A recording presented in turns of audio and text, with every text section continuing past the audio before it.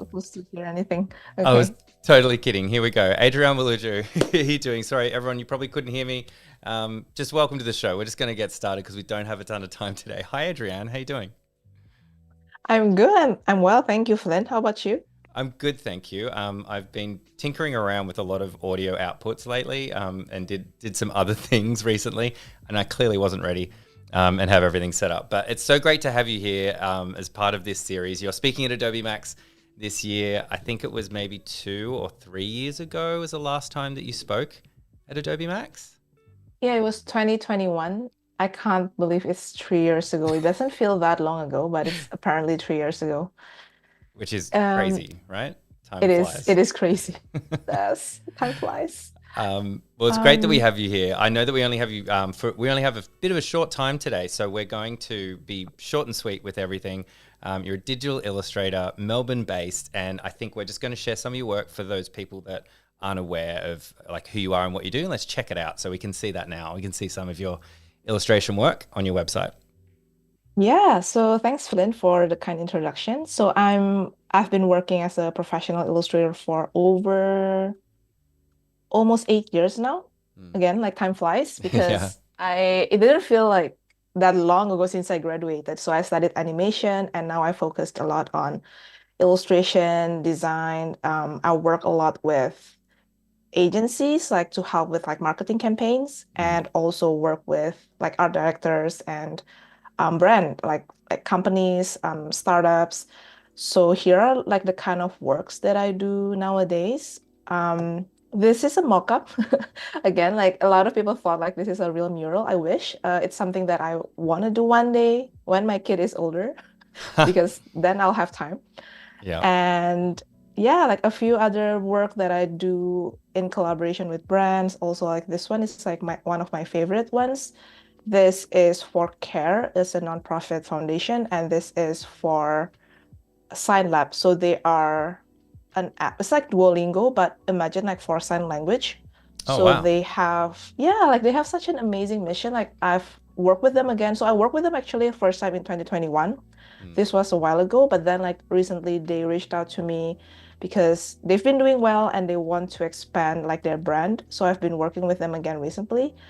Um, but they want to make sign language much more accessible for people, and they wanted an illustration that can connect with their target audience, people who like parents who found out that their children have difficulty in hearing. So it's been an honor for me personally as an illustrator to be able to work with clients that Mm. share the same value and that I can also help them tell their story through my illustrations. So yeah, that's a bit of a like this is like the process like I share about like my some of my process in my website. So for Yeah. anyone who is interested to look at them. So yeah, that's the kind of work that I do. Illustration, design. Sometimes I work with animation. Like I try to focus more on illustration nowadays. So I partner like with some animators. I create Mm. the illustration design and then like they'll do like their super magic with their animation. So yeah, that's a bit of myself. Amazing. Mhm. Did I Beautiful. miss Well, anything, Flynn? yeah, yeah.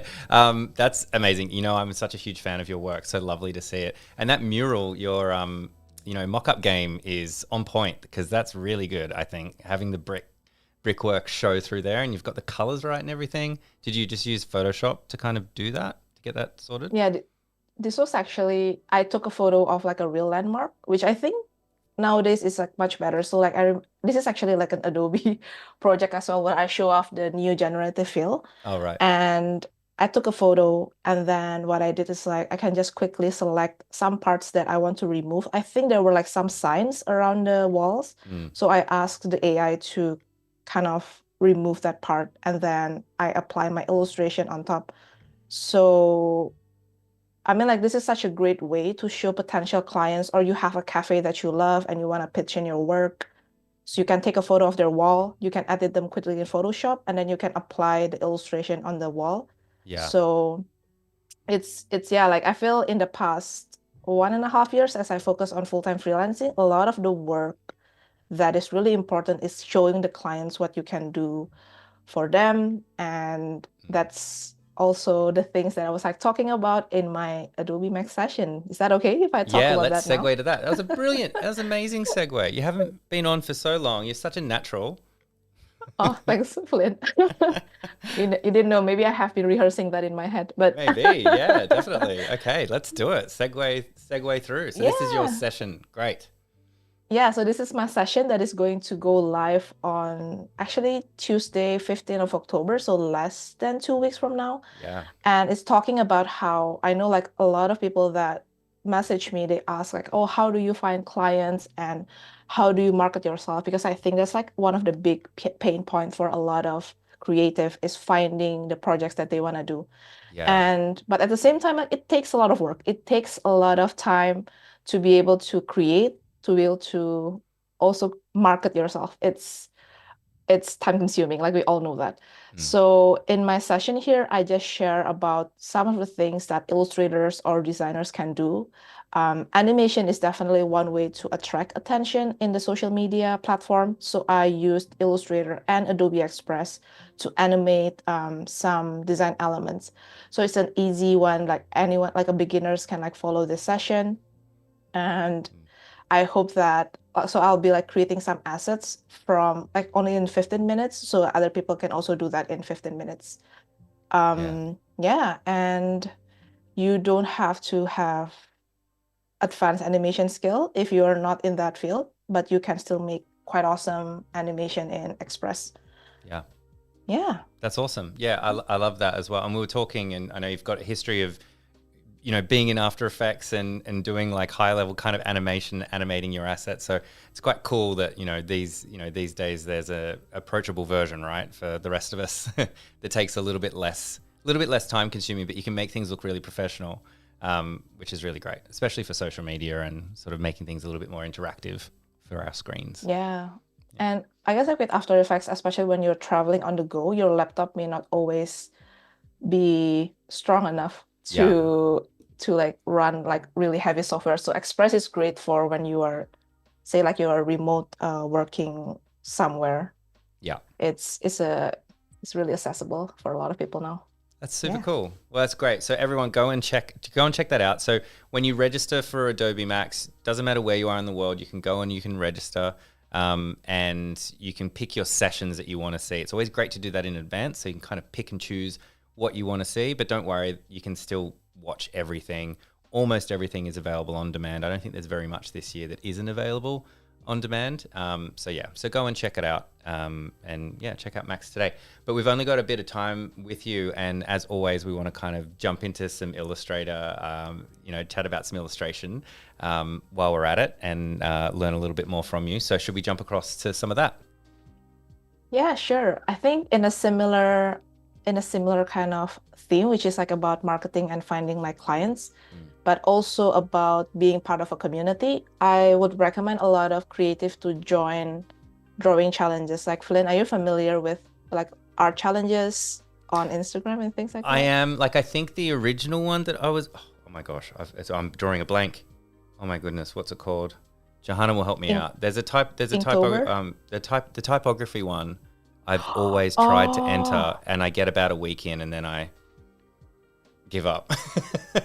it's a lot of work. It's I like can't the remember the type 36 one. days of That's type. it. Thank you very much. Yeah. That's been around for a long time, and now I'm aware that there are other ones, but I'm not familiar with the one that you were telling me about. So maybe you can tell me about it. So I think it all began in back in the day. There's this thing called Inktober. So I think you create more traditional ink illustration or artwork. So it's more analog. And then there's going to be like 31 prompts. So every day you'll be kind of like drawing or producing something based on that prompt. Yeah. And ever since that challenge, like more and more challenges have popped up, like kind of like inspired by that tradition. So Pitchtober is being held by Furry Little Pitch or Shan, who is a Sydney-based illustrator. And she created this, I think it's more free. It's not necessarily has to be like an analog. It can be digital art. I've seen people use crochet. I've seen people use mixed media. But the whole idea is like to have fun Mm. and you create artwork and creative work based on like this prompt. Um, but as you mentioned, like it can be really overwhelming, like 31 days of creating something every day. So I know some people just use this as a way to start because like when you want to draw something, but there is no if it's like a blank canvas syndrome, like you don't know what to do. So having this prompt is really helpful because you can like with a lot of other creative, you can work or say like today is like the 2nd of October and it's sparkle. Like sparkle may mean something to you in certain way, and then like you'll see how other people interpret that. So it's a great way to practice your creative craft. And at Yeah. the same time, while you press on the hashtag, like say it here is like Pitchtober 24, you can find other people who also follow the same challenge. So I think that's a great way to connect, meet other artists, and be inspired by the community online because sometimes being creative online can be quite lonely. Mm. You you are drawing by yourself in your dark room. So I think like challenges like this, it helps kind of bring that sense of community back. So I know like it's been going on for a few years, Pitchtober, and it's been really popular amongst digital artists online. Yeah, super cool. So Yeah. yeah, Mhm. 31 days have September, April, June. Okay, cool, got it. So we're in day 2. We're up to Sparkle. Is that right? Yes, it is Sparkle. I just a note, like I haven't been following all of them, but I've been like for anyone else who is interested, there are a lot of other prompts. Say in 1 month they do weekly, so each week you have a different kind of prompt. That's usually more manageable for a lot of people because Mm. it's slower pace and you are able to also not so stressed on like creating work. Um, if I know like this prompt has been published a month ago, so it's actually really good for people who are good at planning, but that's not me. Yeah, And me either. yeah, Cool. let's jump into Illustrator. Great. I for the second day it's Sparkle. So I have created like some sketch, and I think this is what a lot of people do before they jump into like the final thing is to create some Mm. sketch. I think today it's inspired by my child who I see every day. He sees things in a sense, like for me, sparkle is like a sense of wonder, a sense of being amazed at things. And I love how he sees the world in a way that is really fresh and new. And yeah, he's like my child, like my boy, he's like 15 months old. He's obsessed with pump bottles. So Oh, shampoo, right, lotion, right. soap bottles, like he'll collect them in his spot and it's everywhere. It's funny though, like sometimes it can like sometimes as an adult, like you feel that, oh, like why are you making a mess of things? But at the same time, seeing them so fascinated with all these things give Yeah. you a sense of wonder again. So that's why I Oh, chose that's him for the awesome. sparkle one. That's so good. And when you Yeah. sketch that sketch to the right, is that how have you sketched that in? Have you sketched that by hand and scanned it in, or taken a photo, or have you done it straight into Photoshop or another drawing app? I use Fresco. Yeah. I find like Fresco pencil brush is it really I'm actually amazed at how um I'm just gonna put this at the bottom. It's very realistic. I Mm. found it really easy to work with because I think I have my iPad. Sometimes I don't think I know where my pencils are, like my real life pencil. So my iPad has been a go-to for a lot of like sketching and brainstorming, checking out emails sometimes. Yeah. So I did that sketch there, and what I did is just I export that and moved it to my computer. And then I guess like the easiest thing to do is to use it as a reference layer and put it underneath so it's closer to the sketch Yeah. when possible. I actually just got like a new keyboard because my old keyboard is actually broken. Actually because of my toddler though, but I was about to ask. Yeah. yeah, my keyboard was lagging and I'm Eh, like, okay. yeah. All technology, I think, looks like a toy for kids. Like everything is a button to press, everything lights up. Oh my Hard goodness. to blame them for it, really. Yeah, and it's hard like when they see us online. Like I feel Right. bad because I feel like at the same time they see us on our phone a lot as Yeah, well. totally. So it makes sense that they find like, oh, what's this thing that captured my parents' attention a lot? Yeah. So yeah, I have to hide all remote control Yes. on my Yeah. home. Is that the case with you as well? Yeah, yeah.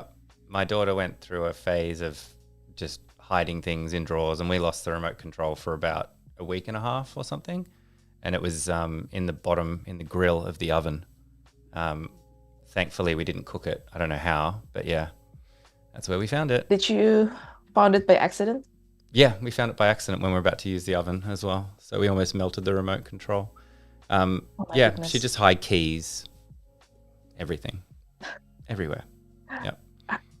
Okay.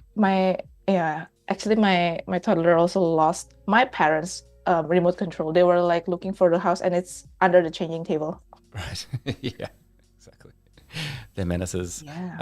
And everyone as well, I'm very interested. I know Johanna, you're in chat as well. Like if you know of any other of these kind of themed months and things like that, if you've ever successfully completed one, I'm very impressed with anyone that can kind of do the whole thing. I was, yeah, I don't know. I've never completed one. I really like the idea of It's it. I feel like you get about halfway and it's difficult. That's the hard part, like pushing through. yeah, it's also like I think at the end of the day you have to ask, is this something if you want to create something every day, you'll have to compromise in a certain way. Like say you use this similar color palette, so you don't have to create new new set of concept every time. Mm, So I think like the idea of the Inktober is like they limit you to the ink medium, which yeah, helps with, and it's mostly usually black and white, I think. I think that that one has been happening for quite a while. So it has evolved, I think, over time, the requirement and the rules. Um, yeah. yeah. But 36 days of type. Which do you remember like which letter did you I do actually. I remember I got up to F, and I remember because it's the beginning of my name, so I've drawn a lot of Fs in the past, and then I didn't like any of them, so I didn't post any of them. And then because I stopped, I just didn't. And to be fair, I didn't actually post any. I think that's the mistake. I think the good thing that these things do is they kind of force you to kind of publish whether it's finished or not. I think that's the idea. You only have a day. It doesn't have to be perfect. Get it out there. But I just didn't do it. are you are you thinking of joining anything in the near future? Maybe one day. I don't know. The ambitiousness of the beginning of the year is way gone by October. That is true. They should have created like a challenge in January, I Yeah. think. I think 36 days of type is like February or something. So like it's still you still have the Mm, new year vibes. New year, you know, new me. I'm gonna draw all the time. I'm gonna publish all the time. I'm gonna do this. I'm gonna do that. But yeah, by October, it's all about survival for me. Get through the especially work that with, needs to be done. yes, with Max must be really busy as well. That's true. For the last sort of 6 years, I've worked on the Max event, and it always seems like it's going to be the easiest year, and it never is. It's always more complicated somehow. Gotta do better. Like you mentioned, like about it being on demand. Like, does that mean the content will always be there forever, or is there a time limit? Do you know? It's yeah, it's well, it's forever for most. So there are a couple of pieces.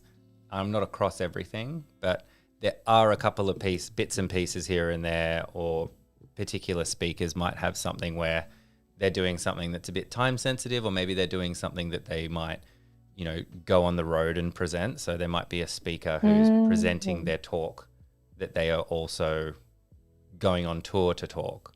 So they might have something in their contract that it's live only for live watchers, yeah, um, you know, to kind of limit the, you know, someone downloading it and just being available online. And so they're, you know, potentially less value to going to their event or something like that. Yeah, that makes sense. That comes up sometimes. There's some like kind of technological things as well, like some, there might be something that's shown that is a little bit redundant over time. Like, there's AI things that can remove things very easily in the background. So there might be sessions that are no longer necessarily the best way to do things, a couple of years on. So Yep. they might be removed as well, just because there's better ways to do things. Things are more updated, that kind of thing. Yeah. But otherwise, there's just about everything. Like the boilerplate is that anything that is online is available to watch on demand. Because of course, as we've spoken about already, like it's just so hard to, dedicate to plan time these days. So, hey, you can just watch it whenever you feel like catching up as well. Yeah, Yeah. But I guess like if you have someone that you really, really want to watch, it's better to do that within a month, I guess, just in case I would. it's no longer there. Yeah, I would. I would. And yeah, Ray in chat saying Max is more popular each year. Yeah, I mean, it feels like from my side, but I'm on the inside, so I don't know how it's perceived from the outside. But yeah, it's definitely grown a lot. I think the online thing was really great for the rest of us. Like we're from Australia, and it's very difficult, to go to the physical event. Yeah. Although it's a huge event, obviously, it's a very small amount of the creative community that could attend in the past. And then one of those, I think, silver linings of everything that happened in 2020 that we won't mention.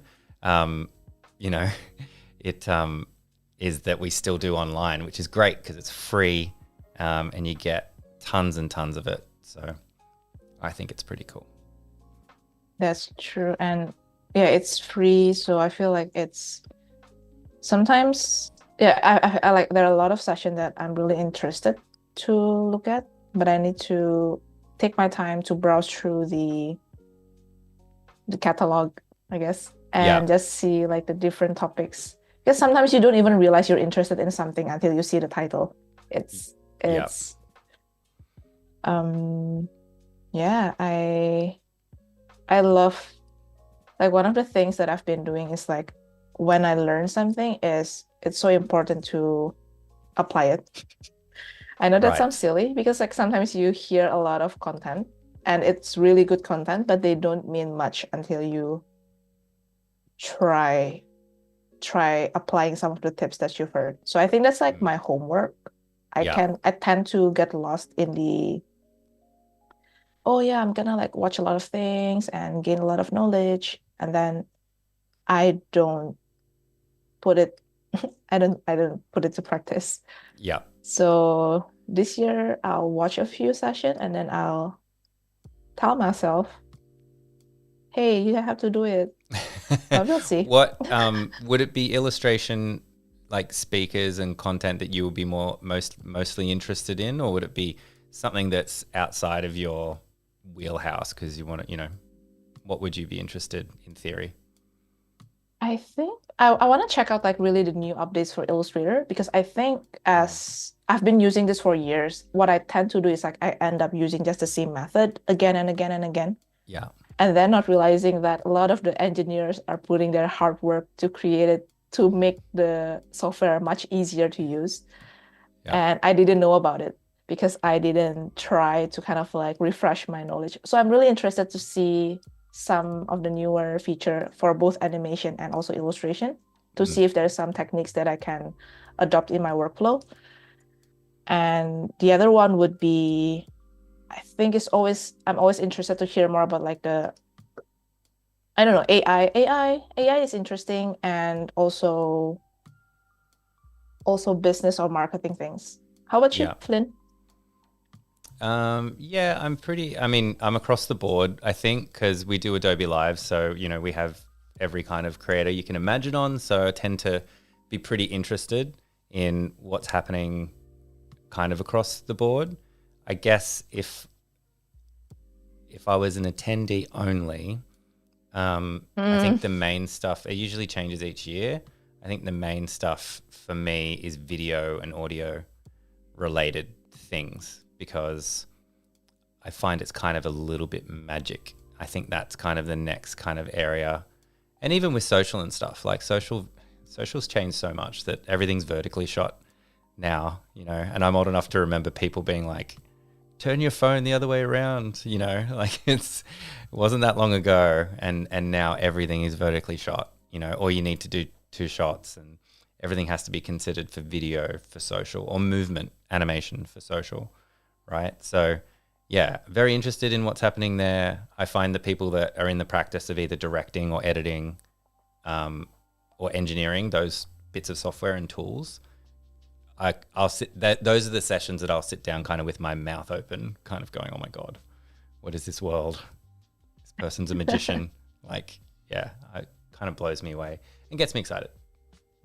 Oh my goodness. Actually, yeah, you mentioned a really good point about video editing because I've also found myself using Premiere more Right. nowadays. And you're so right about the vertical. I found myself in the past, I think when I record the footage, I always use horizontal landscape, but nowadays I found myself using more vertical landscape, vertical portrait to record things. Yeah. If I look at my phone, it's mostly that because I like I think at the back of my mind I feel like, oh, I'm gonna post this online. So Mm. it's yeah, it's funny when you say that. It's even though like I think the industry standard is still the 1920, 1080 Mm. for videos, but it is changing, I'm sure. Yeah. Well, if you're interested in video, my strong recommendation of a session, and for anyone else that's watching, by the way, we're almost at 1 minute and 30. By the way, we can go a little bit longer if you like, but we can wrap as Yep. well. Is Valentina V. So I don't Mm. know if you haven't seen her before. She's a director, editor. She's been behind the camera. She's done a lot of cutting room floor stuff, and she's got a YouTube channel, I think, as well.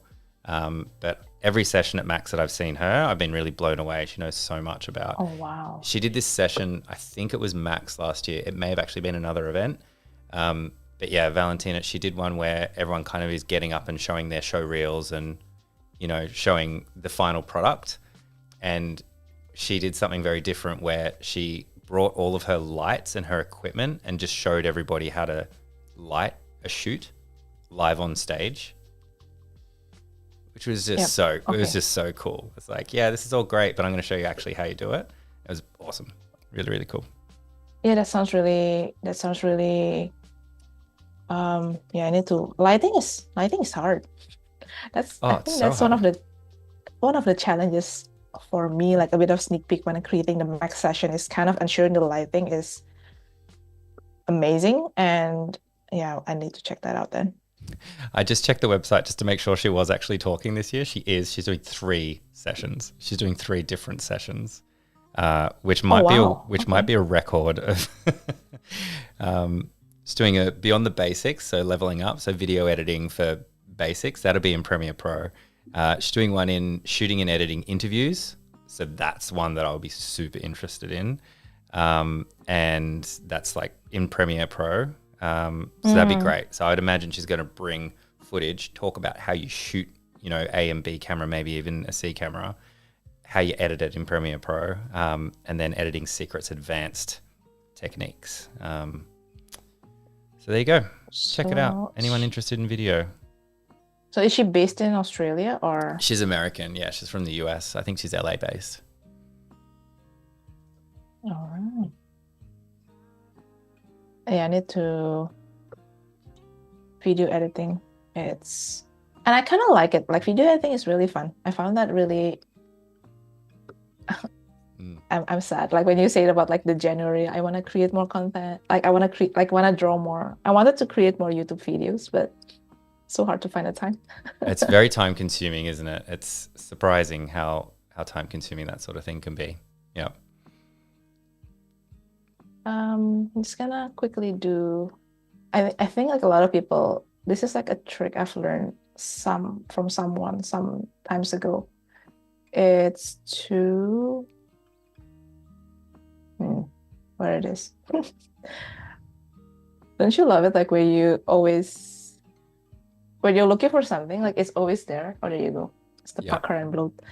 Like to create like sparkles effect in Illustrator, I like to use this one. So you create That's so good. Yeah. a square and then you can just basically pinch it to make it into a sparkle. And Have to expand that. It's so easy. Yeah, these are the kind of things that I need to explore more. And I'm really excited to see what I can do to improve my workflow so that I can work faster because, you know, you don't have a lot of time as a parent. Yeah, that's right. I wonder, as I see this, I wonder if you could make a scatter brush or something out of these sparkles and just save it. And so whenever you have to do sparkles, you can just kind of do a whole scatter brush over the top of the whole thing. Have you ever done that? Oh, no? What's that? So maybe it's just a Photoshop thing. I'm pretty sure you can do an Illustrator. But like create a brush out of like the shiny star symbol, and then can make it so that it randomizes. No, it's Illustrator. Yeah, it can randomize the size and the color, and so you use it as a brush, and so it'll just kind of scatter around. I think that would be worth looking into. That could be cool if you're finding yourself doing lots of star patterns. I do it so traditionally. Like I usually copy from like old illustration, just open up the file and then like just take it away. Take the asset from there and then bring it into your new one. Yeah, I do that sort of thing all the time too. Yeah, I think we can kind of like finish here. So So cute. He's at that age where he points at things. That's and awesome. He'll like that, and that's his vocab now. Yeah. That's Thanks excellent. for having me. It's super Lynn. cute. I love this. I love that you used your son. Do you have artwork on your wall? Have you done like a portrait of your son like this that you have on? What's funny is like I did many for other people, but it's like Yes. I've never done one for people who are close to me. I don't know why. Yeah. No, I know what. Yeah. It's exactly what I expected, because it's like you wouldn't necessarily do it for yourself, but you might have done it for someone else. It's so funny that we do that. But anyway, do you think we could bring up just your Adobe MAX session just one more time for those that missed it at the start? Come and check it out. Adrianne's put in a lot of fantastic work into this session. We did a bit of back and forth of what the session would be. I know that you've spent a lot of time thinking about it and put a lot of effort into it. So please go check it out. It's really, really cool, especially for yourself coming at it from having the experience of being an illustrator and either animating yourself in something like After Effects or working with an animator, and then how, there's a quick version of doing this that can be really professional. So yeah, there's a lot of great tips in there. And thank you, Adrianne. Thanks so much, Flynn. Pleasure hanging out with you. Everyone go register for that session. Check it out. Adrianne, hopefully it's not as long a time between the last live stream and this one next time. But yeah, it's always a pleasure having you here on Adobe Live. Likewise, it's always so fun doing this with you. Thanks, Flynn. See you later. Bye. Yeah. Bye, everyone.